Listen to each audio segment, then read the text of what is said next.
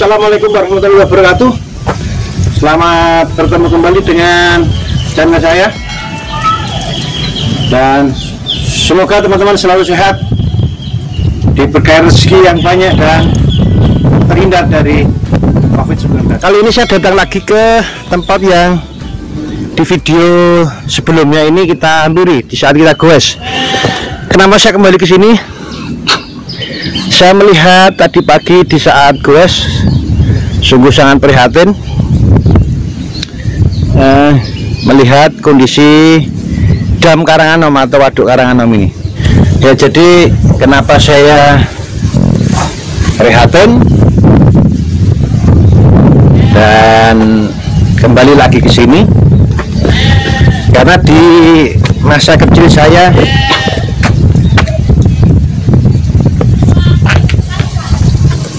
sering main ke sini dan airnya banyak. Dulu di sini digedangi air. Nyiram apa udah jago deh? Okay. Jadi di sini dulu airnya penuh sampai sana utara berkilo. Ben banyune pinten kilo bodi ngalor napa? Sekilo enten. Ya, jadi airnya dulu ke utara sana ya berkilo-kilo lah. Dan di sana itu bukit itu ada yang terendam. Jadi di situ bukit itu dulu disebutnya adalah pulau. Nah, kemudian bangunan itu bangunan pertama. Jadi dam Karanganom ini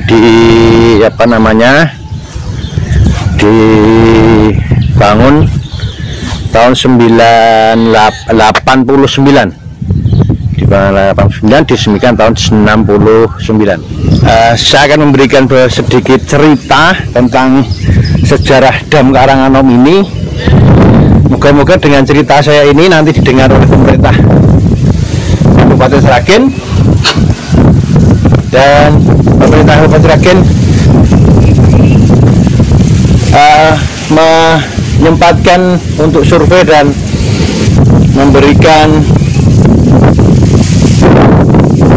semacam donasi atau kesempatan di wilayah ini untuk dam ini dijadikan destinasi wisata kembali, sehingga bisa pertanian bisa baik, kemudian juga saudara-saudara masyarakat di sekitar sini mendapatkan penghasilan sehingga taraf hidup atau perekonomiannya terangkat. Itu harapan saya, nanti bisa pemerintah Kabupaten Sragen bisa mempertimbangkan. Baik, kita lihat sekelilingnya dan seperti apa dulu. Baik. Di sini tertulis dam Karanganom, operasi bakti Pangdam 7 Diponegoro. Jadi dam ini atau bendungan ini dibuat oleh bapak-bapak tentara dulu ya. Banyak bapak tentara yang akhirnya nikah dengan orang sini. Perletakan batu pertama tanggal 14 November 1969 oleh dan rem 074 garis miring SKA Kolonel Infanteri Amir J. Peresmian tanggal 27 Mei 1969 oleh Pangdam 7 Diponegoro Majen Surono. Nah, ini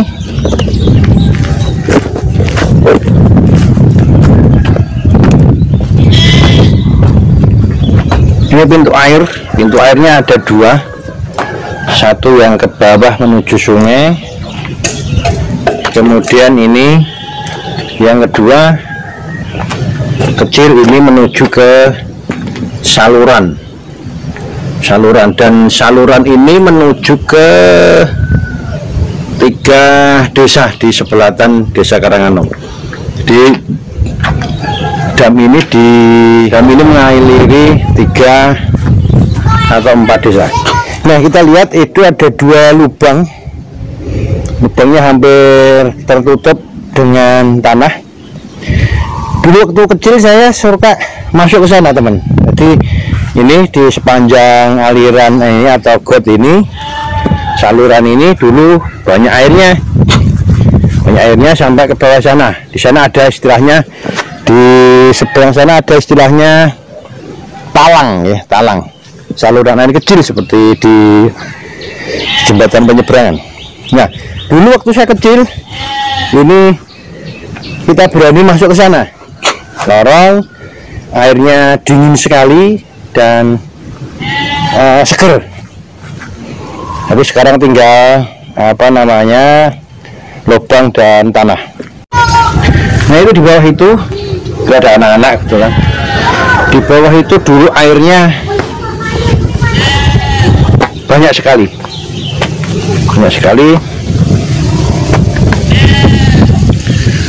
Tapi sekarang sudah tidak banyak lagi. Dulu itu dalam sekali.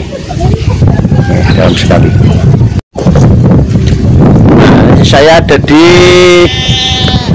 pinggir Pleret namanya. Di itu, teman. Itu namanya Pleret. Di sebelah atasnya itu dulu adalah dalam air, hanya banyak sekali dalam sampai di ujung barat kampung dan juga di sebelah utara sana. Jadi ini airnya banyak sekali, dan dulu sering waktu kecil saya sering ada event-event di sini. Ada lomba kejar nangkep bebek atau mentok lah di sini. Tapi sekarang ini isinya hanya tanah. Kalau dari sana ada aliran, kemudian tanahnya masuk sini, dan itu semua ditanami. Di saat ada air hujan ya ditanami padi. Kalau kemarau kayak gini nggak ada air, ditanami jagung. Ini bukan tanah pertanian tapi merupakan bendungan. Baik, sekarang saya turun di Pleretnya, di Pleret. Jadi ini batas air. Dulu setiap hari dan setiap saat ada air yang mengalir di sini. Jadi dari tampungan air turun ke Pleret ini akhirnya mengalir ke selatan, mengairi sawah-sawah di selatan Bangka. Waktu kecil saya, karena ini setiap hari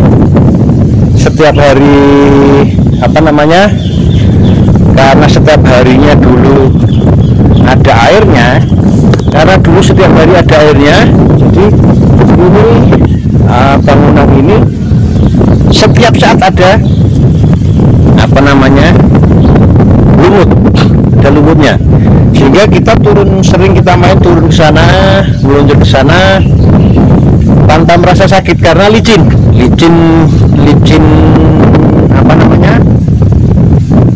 lumut. Dan di bawah itu dulu dalam sekali, kita nggak berani ke sana dulu. Jadi selain takut dalam, ada rumor, ada mitos, ada ular yang banyak, yang besar. Dan orang-orang tua kami dulu memang melarang kita main di sini, mandi di sini, dengan menakut-nakuti kalau di sini ada onggoinggi.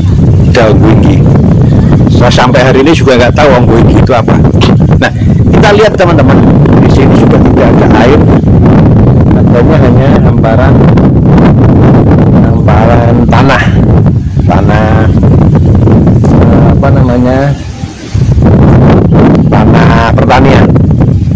Jangan saja kalau misalnya ini dikeruk kemudian menjadi embung lah itu, maka banyak yang bisa teraliri. Baik, kita naik dulu. Nah itu teman, kita di atas ini. Saya ingat betul waktu kecil kalau sore mandi di bawah sana. Di bawah sana banyak sumber air yang jernih, sejuk, dan bahkan di bawah pohon yang besar itu, yang rindang itu, dulu oleh tentara juga, oleh TNI kita juga dibangun 2 buah tampungan, tandon air, kemudian itu dialirkan lewat pipa ke desa, beberapa desa di sekitar sini, termasuk di desa saya dulu. Kalau sekarang mungkin pam sinmas atau apa ya, jadi tapi ini dari sumber air. Kemudian dulu ada towernya, ditaruh dengan mesin, dinaikkan kemudian dari atas ke desa-desa. Dan banyak sekali batu itu nggak pernah habis. Waktu kecil saya, setiap waktu SD, setiap hari Sabtu ngambilin batu di situ untuk digunakan bangun sekolahan waktu itu. So, kita lihat di sisi yang lain. Nah, sekarang saya ada di sisi sebelah timur.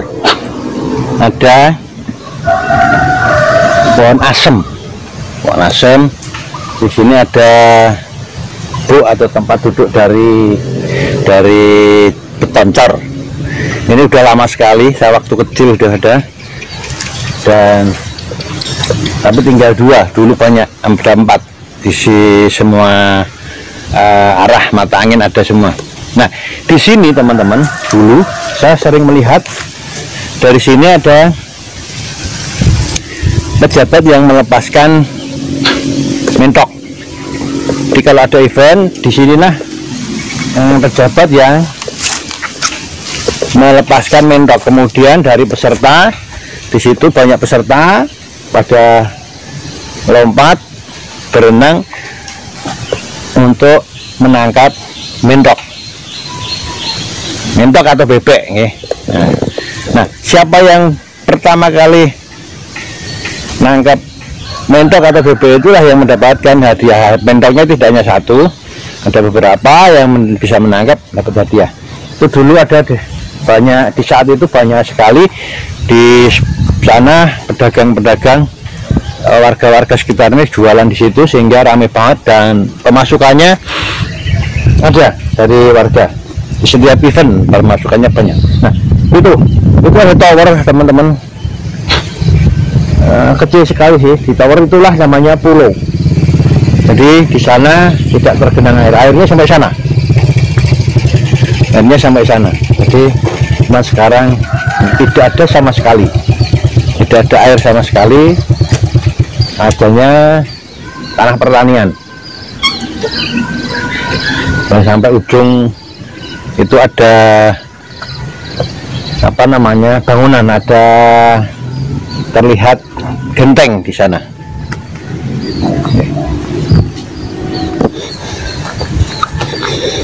Dan bangunan ini belum pernah benahi, kecuali rumah itu sudah direnovasi. Dan di bawah pohon jati itu ada runtuhan bangunan, dulu itu dipakai untuk tempat atau menaruh diesel. Dulu ada mesin diesel, nggak tahu itu dulu, saya lupa untuk nyedot kemana. Menjadi itu ada rumahnya dulu.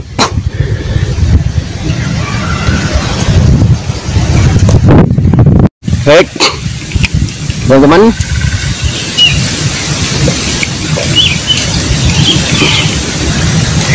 dengan liputan saya ini, harapan saya Dam Karanganom ini bisa digali lagi, bisa dikeruk lagi, jadi menjadi tampungan air untuk mengaliri sawah-sawah, dan juga untuk destinasi wisata. Semoga pemerintah Kabupaten Sragen, mulai dari lurah, camat, bupati, dan dinas kebudayaan atau pariwisata serta pertanian, pengairan, peduli dengan kondisi dam Karanganom yang memprihatinkan ini. Kemudian ikuti terus video-video saya. Assalamualaikum warahmatullahi wabarakatuh.